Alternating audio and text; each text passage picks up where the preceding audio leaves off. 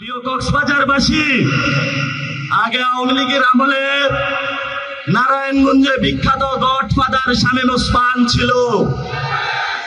এখন শুনছি কক্সবাজারে নব্য গডফাদার শিলং থেকে এসেছে, ঘের দখল করছে, মানুষের জায়গা জমি দখল করছে, চাঁদাবাজি দখল করছে, আবার নাকি সেই সংস্কার বুঝে না।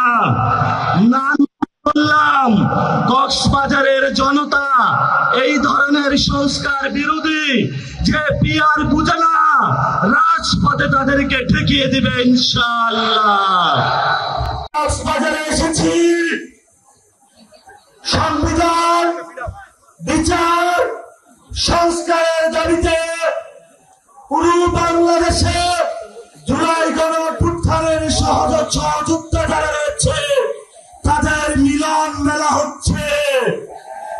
প্রিয় কক্সবাজারবাসী, আপনাদের এখানে লবণ চাষীদের উপর অমানবিক নির্যাতন আমরা বলি না। কক্সবাজারে এখন শুধু এনসিপি আর এনসিপি, এনসিপির দখলে কক্সবাজার।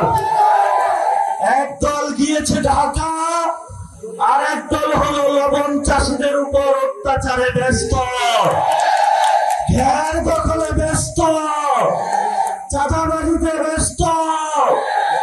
আর আমরা চাই বিচার, সংস্কার, নতুন সংবিধানের দাবিতে যুদ্ধ করে যাচ্ছি।